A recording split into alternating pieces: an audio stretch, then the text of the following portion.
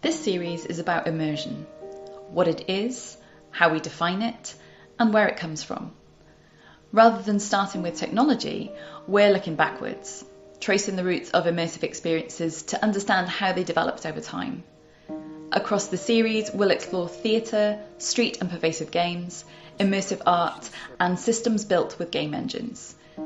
Each takes a different approach, but they all ask the same question: what role does the audience play? So before we get into games and technology, we're starting at the beginning, with theatre. And with one idea that will run through everything: agency. By agency, I mean the sense that you're not just watching something, but that you can influence it, even slightly, even just by being there. So to understand theatre, it helps to understand why it existed in the first place. The earliest forms weren't really entertainment in the way that we think of it now. They were rituals, shared experiences that helped people make sense of the world around them. These were stories about gods, power, fate, life and death, performed not just to be seen, but to be experienced collectively in a physical space. And that idea of collective experience is what makes theatre different even today. Unlike film and television, theatre is live. Nothing is recorded, and no performance is ever exactly the same. Every audience changes it, even if the script remains fixed. So despite this, the structure of early theatre was clear. In ancient Greece, audiences gathered in vast amphitheatres, often far from the performers. Actors wore masks, stood elevated above the crowd, and delivered stories that were already set. Your role was simple: you watched.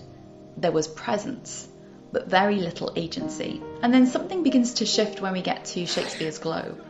The physical distance between audience and performer closes. But more importantly, the relationship changes.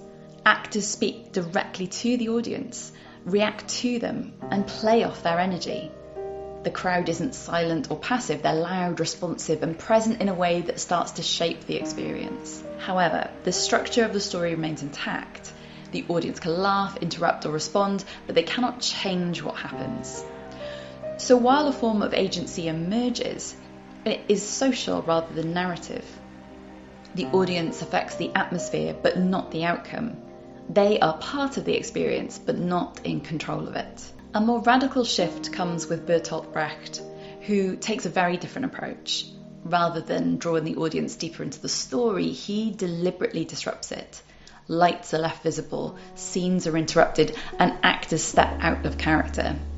The aim is not to immerse the audience, but to make them aware. In breaking the fourth wall, Brecht also breaks immersion. But in doing so, he creates a new kind of relationship between the audience and performance. You are no longer lost in the story. Instead, you are conscious of watching it and of your position within it. The veils of reality are revealed. And this introduces a new kind of agency. Not the ability to change what happens, but the ability to interpret it. You are invited to think, to question, and to form your own understanding. In this sense, distance becomes productive, and being pulled out of the story can, paradoxically, bring you closer to it. But this isn't the only direction theatre takes. With Peter Brook's work, the focus shifts again. Rather than breaking immersion or reinforcing illusion, Brook strips theatre back to its simplest form. In his idea of the empty space, theatre doesn't require elaborate sets or spectacle. It only needs a space, a performer, and someone watching. What matters is not the illusion of a world, but the quality of attention between people. In Brook's work, the audience is not distanced or disrupted, but held in a shared moment of presence. You are aware of the performance, but also deeply inside it. Not because you believe it is real, but because you are fully engaged in what is happening here and now. This creates another kind of agency. Not narrative control, and not critical distance, but something more immediate. A heightened awareness of your own presence within the event. So if Brecht asks you to step back and think, Brook asks you to stay and to experience. And in that shift from watching to thinking to being present begins to open the door to something else. By the mid-20th century, the structure of theatre begins to loosen more significantly. performances move beyond the traditional stage and into warehouses, streets, and other found spaces. Audiences are no longer fixed in their seats, they are repositioned, sometimes moved, and involved in the action itself. The boundary between performer and audience becomes less rigid. You are no longer observing from a distance, but positioned much closer to the work. In some cases, you are physically within it. This introduces a new layer of agency, one that is spatial. You begin to choose what you see, where you stand, and how you experience the performance. Alongside these shifts in space, a number of artist groups begin to stretch the definition of theatre even further. Companies such as Blast Theory and Brithgorf moved beyond traditional formats and started to explore what happens when performance becomes more distributed, more personal, and less fixed. In the case of Blast Theory, this often means creating experiences that sit on the very edge of theatre, combining performance with technology, gaming, and real-world environments. Some of their works involve one-to-one interactions, where the audience is no longer part of a crowd, but addressed individually. This scale shifts from collective to personal, and with that comes a different kind of intensity. Closer to home in Wales, Brithgorf, in a different way, reimagined where and how performance could take place. Working in industrial sites and unconventional spaces, they challenge perception of what a stage looks like and how an audience encountered a performance. Integrating movement, text, video and sound, pioneering a form of theatre that merged installation art with collective ritual. The environment itself became part of the work, not just a backdrop. What connects these approaches is a move away from fixed roles. The audience is no longer just gathered and observing, but repositioned, addressed and sometimes implicated. Theatre starts to feel less like a single shared experience or event, and more a series of individual experiences unfolding within a wider structure. So this doesn't fully dissolve the boundary between audience and performer, but it stretches it. It introduces new forms of agency, one that is more personal, more situational, and one that begins to hint at what theatre could become. This trajectory leads to companies like Punch Drunk, where the structure shifts again. There is no fixed stage, no assigned seat, and no single perspective. Instead, you move freely through the space, often masked, choosing what to follow and what to leave behind. The narrative itself does not fundamentally change, but your experience of it does. Each audience member constructs their own version of the story, based on where they go, what they encounter. So you are no longer simply watching a narrative unfold, you are assembling it. And this represents a different kind of agency. Not full control, but a meaningful shift in how the audience relates to the work. It took thousands of years, but theatre did not leave the stage behind.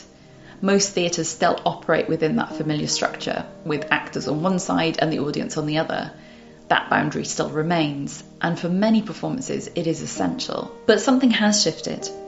The role of the audience has expanded, moving from observer to something closer to participant. Not fully in control, but not always inside the story, but no longer entirely separate from it. And once you've experienced even a small amount of agency, once you've stepped that little bit closer, it begins to change what you expect from everything else. And this is where a word starts to appear more and more: immersive. It's everywhere now. In theatre, exhibition, games, marketing, almost anything that wants to feel new or different gets described this way. But the word itself isn't new. It comes from the idea of being submerged, to plunge, to dip, to be surrounded by something completely. And for a long time, that's how it used to be immersed in a book, in a thought, in study, a feeling of deep absorption. What's changed now is how we use it. Today, immersive doesn't just mean being absorbed, it suggests something more active. Not just losing yourself in a story, but being placed inside it. And part of why the word has become so prevalent is because our expectations have shifted. We no longer just want to observe, we want to participate, to move through things, to have some influence, even if it's subtle. And that's where immersive connects directly to agency. Because immersion on its own isn't enough. You can be surrounded by something and still feel like an outsider. The difference is whether your presence matters, whether the experience changes even slightly because you're there. So when we talk about immersive theatre, we're not just talking about being surrounded by a story, we're talking about being placed within it. And that shift however small, changes the relationship between the audience and everything they encounter. So what do you think? Let us know in the comments. Did we miss anything? In our next video in the series, we'll be exploring play in the form of pervasive street games. So don't forget to like and subscribe and ring that bell so you don't miss it. And I'll see you again next time.